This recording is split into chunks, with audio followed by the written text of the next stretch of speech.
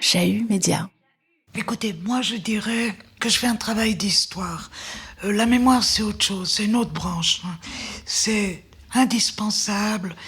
La mémoire va travailler avec les faits historiques, mais la mémoire c'est toujours politique et c'est toujours l'émanation d'un groupe, d'un parti. Alors c'est indispensable. Après vous avez le phénomène des mémoires contrastées, des mémoires concurrentes. Mais vous savez, l'histoire, c'est comme toutes les branches scientifiques, on pose des hypothèses, on les vérifie, puis parfois on les renverse. Exemple, on a cru qu'il y avait 30 000 voire 100 000 juifs refoulés, puis tous déportés. Il y avait moyen de vérifier, on a vérifié. Donc, je suis, si vous voulez, une militante pour l'histoire. On a commencé par un bouquin, Retour à la vie, signé du couple Monnier, découvert par le biais de ChatGPT.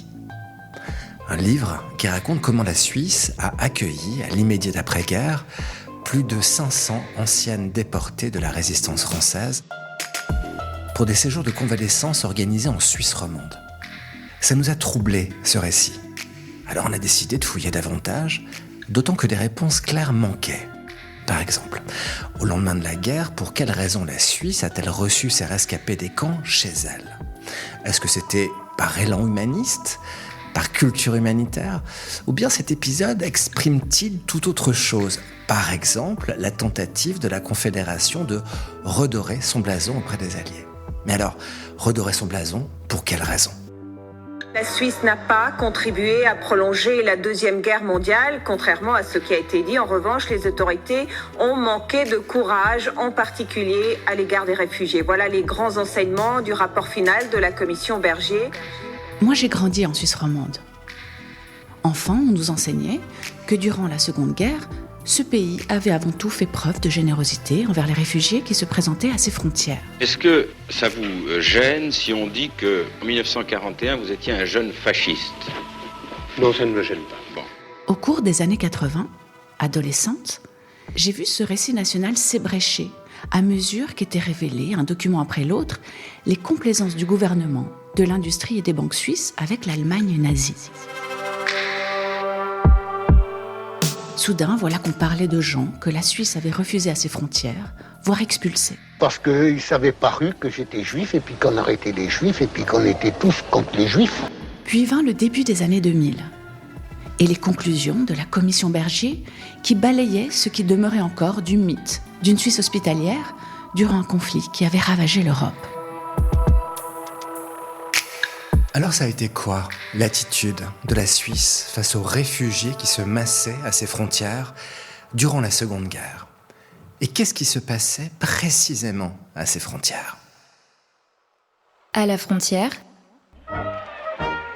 une série documentaire podcast Chahut Média, Carole Harari, David Brun-Lambert, épisode 1, La tricherie a sauvé des vies. 23 août 1939. L'Europe est tétanisée par les rumeurs de guerre. Au cœur des Alpes, un petit pays de 4 millions d'habitants semble ignorer cette peur. Leur neutralité les protège. Quand on dit neutralité suisse, on dit quoi ? Qu'est-ce que ça veut dire ? Alors, neutralité, c'est un statut qui a été mis en place au cours du 19e siècle, dans la foulée du Congrès de Vienne, qui dit que la neutralité de la Suisse est dans l'intérêt de l'Europe tout entière. Marc Pernoud, historien, ex-conseiller scientifique de la commission Bergier. Donc, ça veut dire que la Suisse ne participe pas aux opérations militaires et préserve son intégrité et son indépendance. Donc, sur le territoire suisse, ça veut dire que si vous avez, par exemple, des armées qui ont été défaites, comme c'est le cas de l'armée française en 1940, une partie de cette armée peut venir en Suisse et être internée au nom du droit de la neutralité. Donc, les frais d'internement sont couverts par l'État dont viennent ces militaires. Et une fois qu'un accord est passé entre la Suisse et cet État, ces internés repartent. Autre chose, c'est pour les réfugiés civils. Donc là, il y a un autre problème, c'est que à l'époque, la Suisse dit qu'elle est une terre d'asile, mais en même temps, il y a eu les crises économiques et sociales et politiques de l'entre-deux-guerres qui font que la politique est de plus en plus restrictive. Et que la Suisse, pendant la crise des années 30, affirme à plusieurs reprises qu'elle ne peut être qu'un pays de transit, elle ne peut pas être un pays d'asile durable. Ce qui veut dire que pendant les années 30 et par la suite, on accueille le moins possible de réfugiés. Ça aboutira au fameux tampon J en 1938 sur les passeports des Juifs allemands, etc. Juin 1940, lorsque l'armistice est signé entre la France et l'Allemagne, la Confédération se retrouve coincée entre le Reich allemand d'un côté et les fascistes italiens de l'autre. Alors que faire ? On se décide pour le maintien d'une politique attentiste. Wait and see. Sauf qu'aux frontières entre la Suisse et la France, ça pousse. À la capitulation française, par exemple, 12 000 civils et 38 000 militaires entrent en Suisse par le Jura en seulement 1 mois. C'est énorme.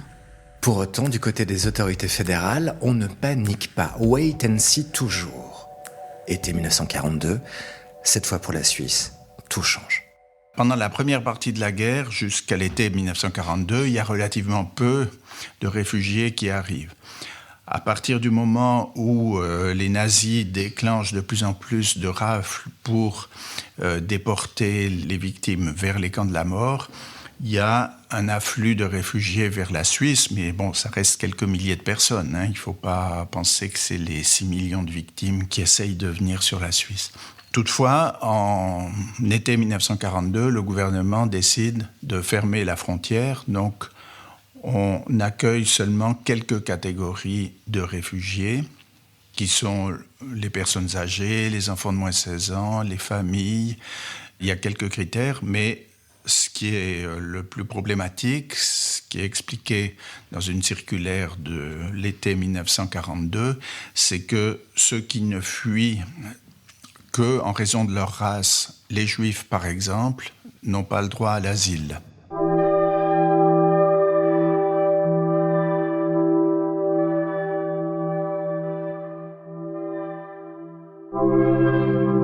Qu'ils ont l'air fatigués, qu'ils ont chaud, répétaient les gens. Mais aucun n'avait l'idée d'ouvrir sa porte, d'inviter chez lui un de ces malheureux, de les faire pénétrer dans un de ces petits paradis ombreux que l'on apercevait vaguement derrière la maison. Un banc de bois sous une charmille, ses groseilliers, ses roses. Il y avait trop de réfugiés. Il y avait trop de figures lasses, livides, en sueur, trop d'enfants en pleurs, trop de bouches tremblantes. Cela décourageait la charité. Cette multitude misérable n'avait plus rien d'humain. Elle ressemblait à un troupeau en déroute. Une singulière uniformité s'étendait sur eux. Leurs vêtements froissés, leurs visages ravagés, leurs voix enrouées, tout les rendait semblables. Tous, ils faisaient les mêmes gestes, ils prononçaient les mêmes mots.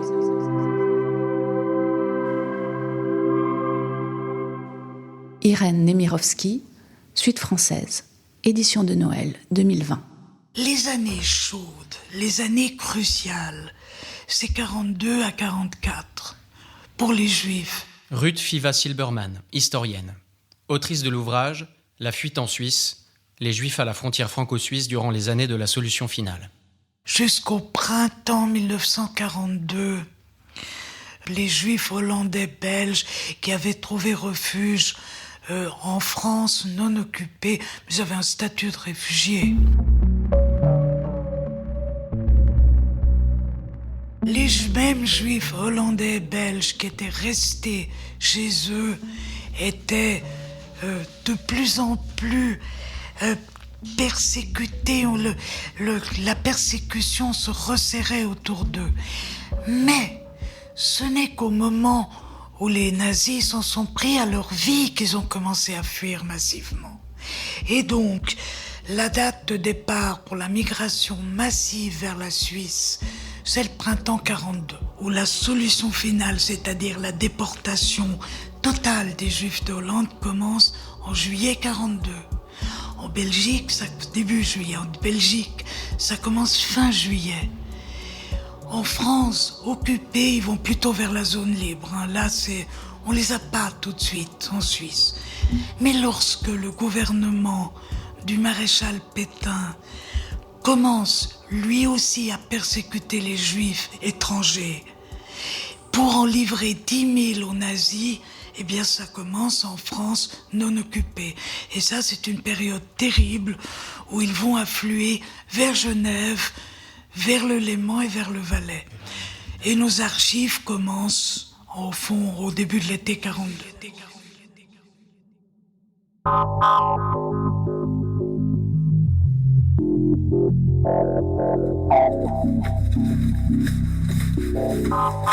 Ces dossiers racontent l'histoire de milliers d'hommes, de femmes et d'enfants qui tentèrent de trouver refuge en Suisse et dont le destin, parfois tragique, est enfoui dans des papiers jaunis qui disent la peur et l'espoir.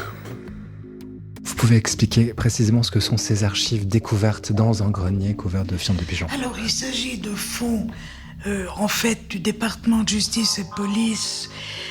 Ce sont des dossiers de réfugiés. Ce sont en fait les dossiers de l'arrondissement territorial de Genève, qui était une unité militaire chargée de gérer les réfugiés en temps de guerre. Et ces archives ont été déposées au département genevois de justice et police, où elles sont restées au lieu d'être rapatriées à Berne aux archives fédérales, heureusement. C'est un véritable miracle, parce qu'aux archives fédérales, ils ont reçu les archives des autres cantons. Bon, il y a le Tessin qui en a gardé un peu, puis il y a Turgovie qui en a gardé un peu. Mais toutes les autres archives des cantons frontières ont été massivement détruites dans les années 60, parce qu'on s'y intéressait pas. Genève a tout gardé. Alors Genève a les Juifs accueillis, les Juifs refoulés, sauf quelques exceptions. C'est ce qui vous a permis évidemment de bâtir des statistiques, des chiffres précis. Alors là, comme disait Favet, qui était un historien merveilleux, avait dit on va arriver à une photographie de la frontière. Parce que vous avez les lieux, les dates et les personnes qui passent. Donc, vous pouvez faire une chronologie, j'ai tout de suite beaucoup insisté sur la chronologie fine, et puis vous faites un tableau de qui sont ces personnes et pourquoi elles fuient.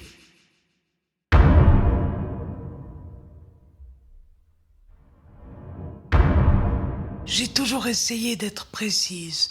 Il y a les cas absolument avérés avec les noms, les dates, les lieux, et puis il y a des notations un petit peu moins précises. On n'a pas les noms, mais on a les dates. Parfois, on a simplement le lieu et puis la date approximative, mais on arrive quand même à quelque chose comme 3000 à 3500 juifs refoulés à la frontière franco-suisse dans l'ensemble.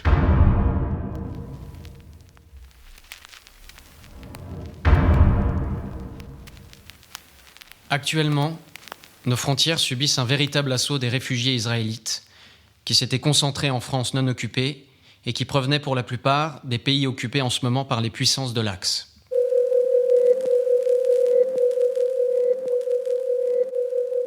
Les nombreuses interventions de comités pour la protection des réfugiés, d'avocats, de pasteurs, d'associations de toutes sortes ne font qu'entraver sérieusement notre travail et ne font que le compliquer.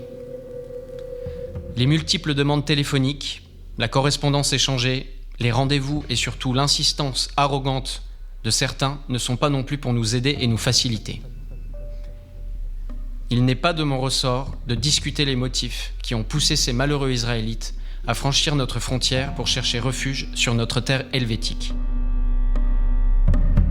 Mais mon rapport ne serait pas complet si je ne disais pas que malgré tous les sentiments humanitaires que le peuple suisse peut avoir, les sentiments de répression qui nous dominent contre des actes inhumains que subissent ces gens, la traditionnelle hospitalité de la Suisse, cité refuge, il est un devoir beaucoup plus grand qui doit nous guider, celui de la sécurité du pays. En lui-même, chaque cas de réfugié est peut-être tragique. Mais j'estime que le devoir de chacun de nous est de penser suisse et de se demander si la situation de notre pays ne sera pas également tragique un jour. Rapport du premier lieutenant Audier à l'intention de l'inspectorat territorial 1 de l'armée suisse. 3 octobre 1942. On avait beau vivre dans la région genevoise depuis des années, traversant souvent et sans guère y prêter trop d'attention la douane franco-suisse pour se rendre à Annemasse, à Saint-Julien-en-Genevois ou à Annecy, jamais il ne nous était venu à l'esprit qu'à cet endroit, aujourd'hui si paisible, des épisodes terribles s'étaient joués entre 1942 et 1945. Il y a 80 ans, une éternité. Alors on s'est intéressé aux traces laissées par ces années le long de la frontière genevoise.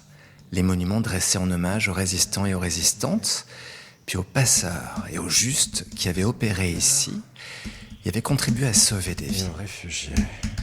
Mais aussi on s'est intéressé aux chemins mémoriaux conçus tout au long de la frontière.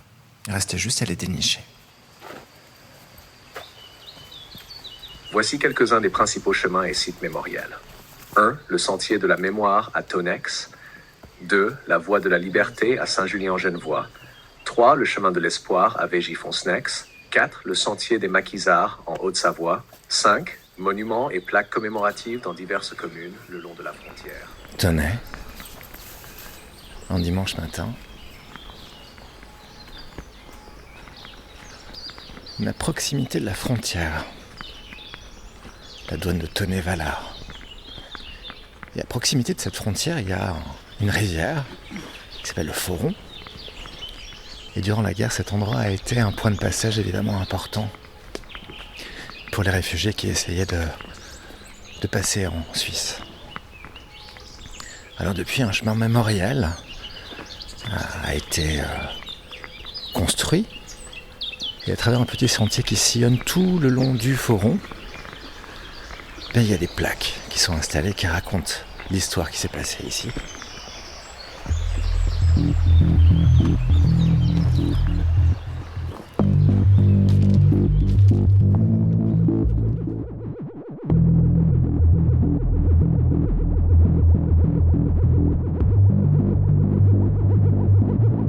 Chemin mémoriel le long de la frontière de Tonnet, le Foron, l'inévitable obstacle.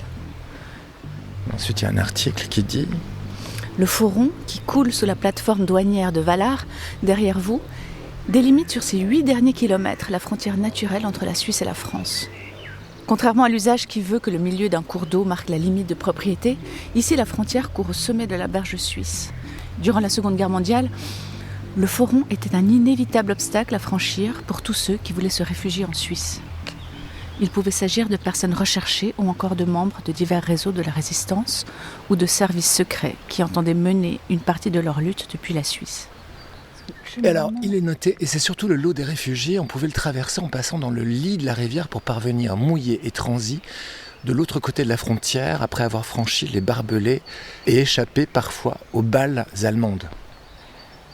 Il dit ce cheminement vise à mettre en lumière cette vie locale, ces lieux de passage et ces héros qui, souvent méconnus des habitants, ont pourtant joué un rôle clé durant la période de 1939 à 1945.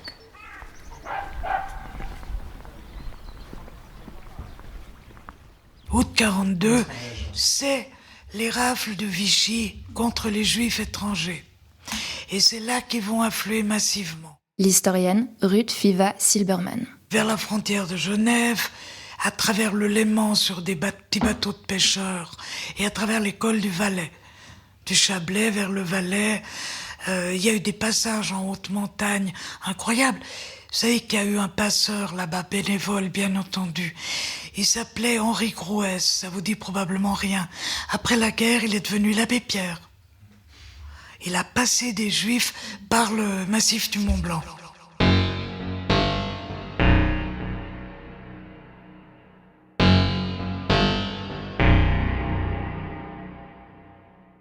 Août 42, quand les rafles commencent, en Suisse, on réagit comment ? La Confédération ferme encore plus la Suisse. Elle se ferme et elle émet un arrêté fédéral. Vous savez, c'était les pleins pouvoirs. Donc on légiférait par arrêtés fédéraux, sans consulter le Parlement. Le 4 août 42, la frontière est totalement fermée.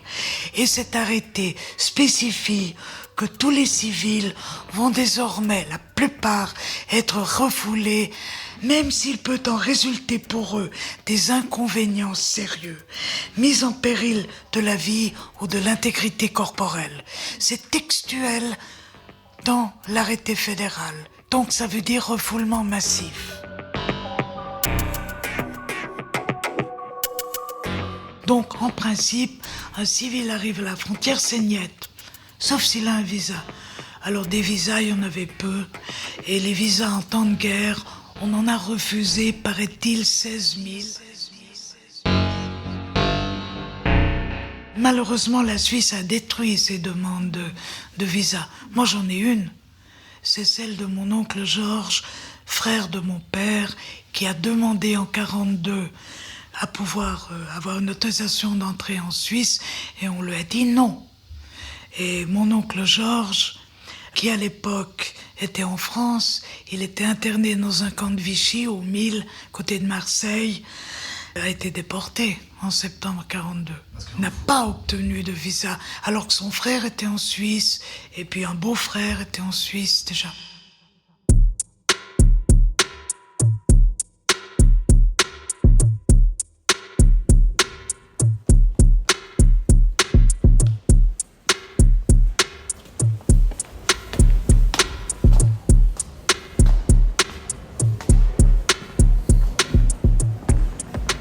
Université de Fribourg, mercredi 20 mars 2024, département d'histoire contemporaine. Je suis à la recherche du bureau du professeur Claude Hausser. Je suis en avance. Bonjour. Bonjour. Excusez-moi, je suis en avance. C'est pas grave. J'espérais pas me faire engueuler. Ça joue. Il y a un truc qui m'est revenu, et là on a fait un colloque à Porrentruy avec la présence de Jean-François Berger et d'autres historiens et de gens de la région, des témoins, des acteurs. Et il y avait un agent de la frontière qui a avoué en quelque sorte son implication dans des refoulements et qui a demandé pardon dans ce colloque en fondant en larmes devant l'ensemble de l'assistance. Donc c'est des moments assez clés pour comprendre un peu l'atmosphère et puis la mémoire, ce que ça représente au niveau du vécu des gens.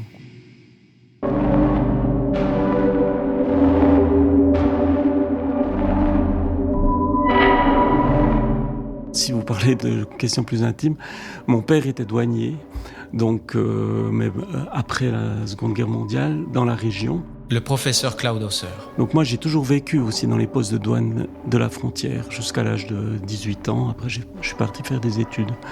Donc je connaissais très bien comment ça se passait. J'avais vu mon père faire ses tours de garde à la frontière, etc. Ça m'a donné certains accès pour les archives des postes de douane, mais ça m'a aussi touché au niveau... Le sujet était proche de vous. Le sujet était proche de moi et m'intéressait particulièrement. 42-43, vous insistiez sur cette période-là. Comment est-ce qu'on se comporte à la frontière vis-à-vis de cet afflux de réfugiés ?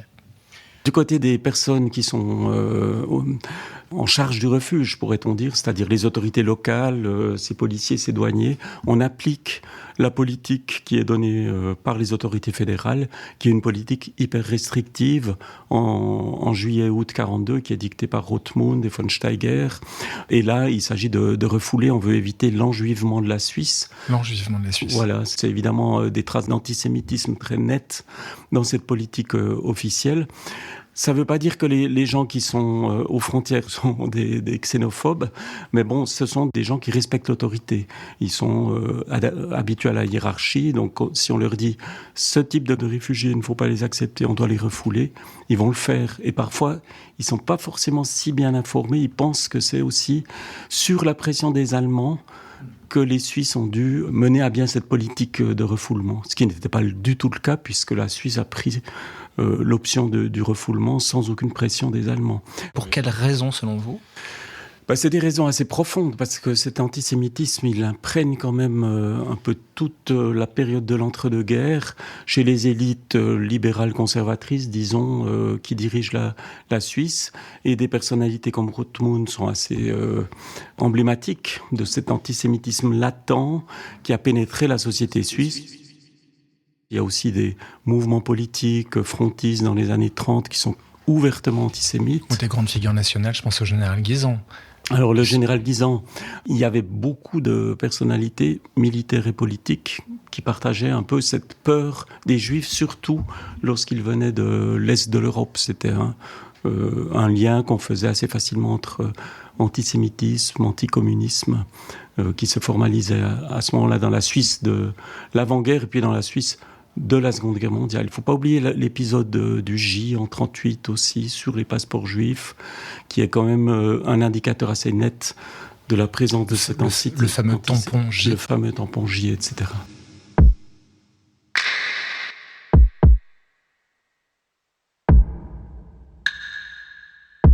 Octobre 1938.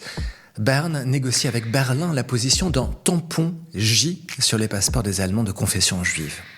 Ainsi, les services frontaliers suisses pourront facilement distinguer les individus allemands non juifs des individus allemands juifs, et ce sans risquer de froisser le Troisième Reich en imposant un visa à tout citoyen allemand. En effet, pas question de contrarier l'Allemagne avec qui la Suisse entretient alors de solides relations économiques. Alors là, il y a les travaux de la commission Berger l'ont bien montré des liens économiques très forts qui se font entre l'Allemagne nazie et la Suisse tout au long du conflit. Alors là, ça a pu jouer aussi évidemment sur une volonté de ne pas fâcher le voisin menaçant nazi. On le voit dans les rapports diplomatiques, les représentants diplomatiques suisses en Allemagne alertent le gouvernement fédéral, attention, on commence à protester sur si vous accueillez trop de juifs, ça peut poser des problèmes, etc. Il y a ce genre aussi d'argument qui va jouer dans la politique de fermeture. Et puis il y a aussi un espèce de tropisme, la politique du refuge suisse, qui dit on veut plutôt un refuge qui soit transitoire, on veut pas des gens qui risquent d'arriver chez nous et qui vont y rester, et on ne sait pas combien de temps cette guerre va durer. Rapport au chef de district de la police cantonale à Port-Entruy. Concerne réfugiés juifs polonais habitant la Belgique. Vendredi 7 août 1942, vers 16h30, la gendarmerie de Boncourt a arrêté en ce lieu les ressortissants polonais ci-dessous. Popowski Isaac, né le 19 mars 1912 à Varsovie, gantier, domicilié à Bruxelles. Popowski Ruszla, épouse du susnommé, né le 15 juillet 1907 en Pologne, ménagère, domiciliée à Bruxelles. Les enfants susnommés. Popowski Gaston, né le 16 août 1932 à Bruxelles. Popowski Fanny, né le 31 janvier 1938 à Bruxelles. Pièce de légitimation. Carte d'identité délivrée par les autorités belges et d'occupation. Sont en possession de 15 000 francs belges et $150. Les susnommés sont entrés clandestinement en Suisse dans la zone de Derrida. Ils déclarent ne plus pouvoir supporter le régime actuel appliqué aux Juifs en Belgique. Les susnommés ont été remis à la gendarmerie de Port-Entruy ce 7 août, à la disposition de l'autorité compétente. Rapport signé du caporal Pronguet, Boncourt, 7 août 1942.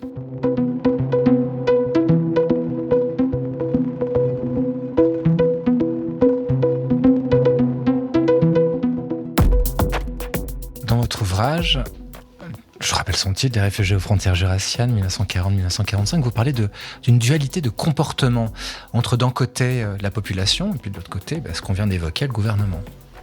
Oui, tout à fait.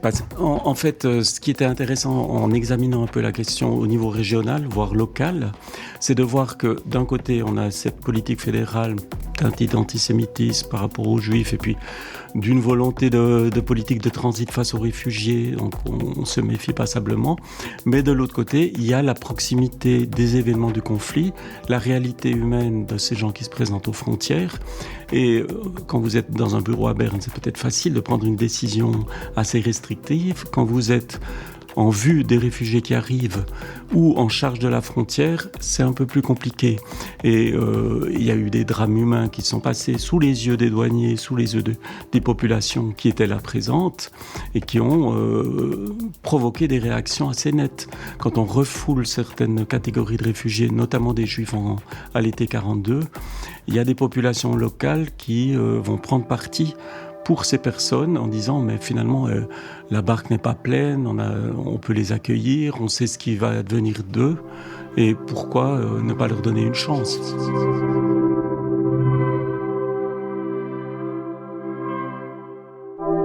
C'est le cas, par exemple, quand il y a l'expulsion de toute une famille, la famille Sonnabend, à Porrentruy, qu'on reconduit à la frontière en taxi, ils vont devoir payer eux-mêmes leur taxi.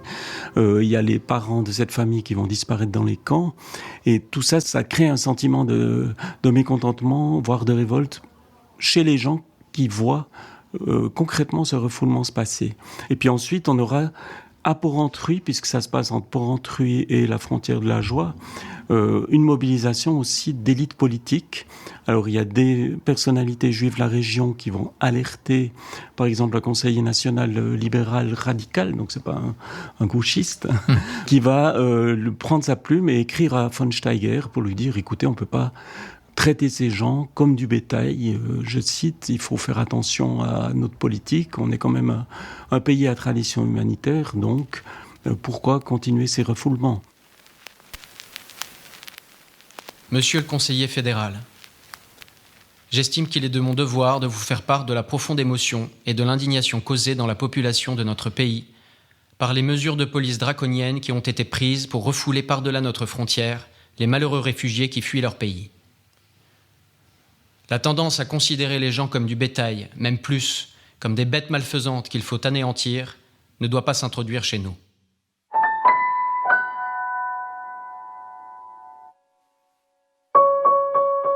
Un extrait d'un courrier signé par Paul Bilieu, maire de Porrentruy en août 1942, en réaction au refoulement de la famille juive Sonnabend, expulsée de Suisse, puis déportée et tuée à Auschwitz.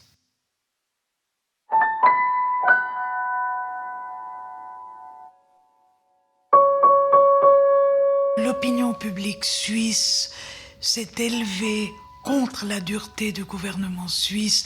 Les communautés israélites, pas directement, elles faisaient profil bas, mais les églises, la presse libérale. Ruth Fiva Silberman. Vous savez qu'il y avait à l'époque des centaines de journaux. La presque totalité de la presse suisse a pris parti pour les réfugiés, en disant « La Suisse est épargnée par la guerre, nous devons respecter notre tradition d'asile ». Le gouvernement en était parfaitement conscient. J'ai trouvé une lettre de Rothmund disant « Toute la presse suisse est contre la dureté du gouvernement. Toute la presse suisse veut que le droit d'asile soit respecté. » Alors ils ont ouvert des petites portes. Donc on fermait les yeux, vous dites peut-être sur des tentatives de passage clandestin. Alors il y a eu des fermetures des yeux, si j'ose dire, certainement. On ne peut pas le savoir, ça laisse pas de traces. Quand le douanier regarde de l'autre côté, il va pas le noter. Bon. Alors ceux qui étaient déjà arrivés à Berne ou Zurich étaient accueillis. C'est très injuste. Il y a des familles avec enfants sont refoulées derrière Neuchâtel, là, vers la Chaux-de-Fonds, là, dans les ravins du Doubs. Avec les enfants, ils sont refoulés. C'est quelque chose d'épouvantable. Mais non seulement le gouvernement accueille, disons, un petit peu au noir certaines catégorie de réfugiés, mais va installer des conditions de tolérance. Alors on va laisser entrer les personnes âgées, les malades, les femmes enceintes et les familles avec enfants. Et donc, que vont faire les fugitifs en quête, désespérés? Il va y avoir énormément de falsifications d'identité, d'âge. Puis après, vous avez des familles avec enfants de 5 ans et demi qui sont surreprésentées. Des jeunes gens qui arrivent, ils ont tous 15 ans, 3/4. Il y en a qui ont 20 ans. Vous savez, on mangeait tellement mal à l'époque, c'était pensable. Ils ont été accueillis. Ça, c'est de la fraude, c'est de la tricherie. La tricherie a sauvé des milliers de vies.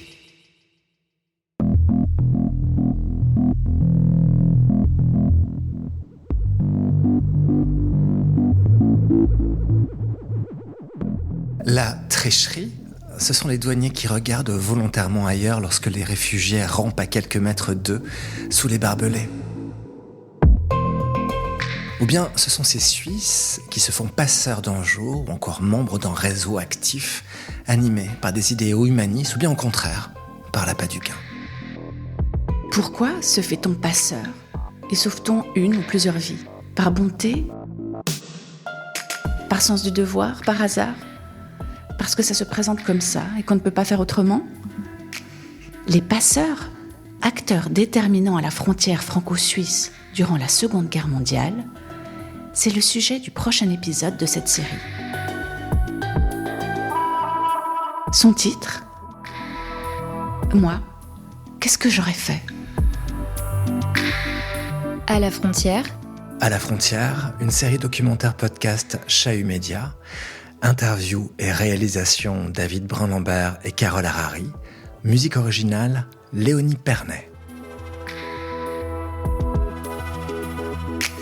Ce programme a été rendu possible grâce au précieux soutien de la Loterie Romande, de la Fondation philanthropique Famille Sando et de la commune de Montreux. En partenariat avec la Bibliothèque de Genève et la Maison de l'Histoire, Université de Genève. Vous dire aussi, si comme nous, à l'écoute de cette série, vous vous êtes posé la question de savoir comment se passe aujourd'hui l'accueil des réfugiés, adultes ou mineurs en Suisse, on vous propose d'aller découvrir sur le site de Chahut Média, www.chahut.ch, une mini-série conçue en partenariat avec asile.ch qui résume ce qu'il faut savoir de l'accueil et des droits des réfugiés en Suisse aujourd'hui.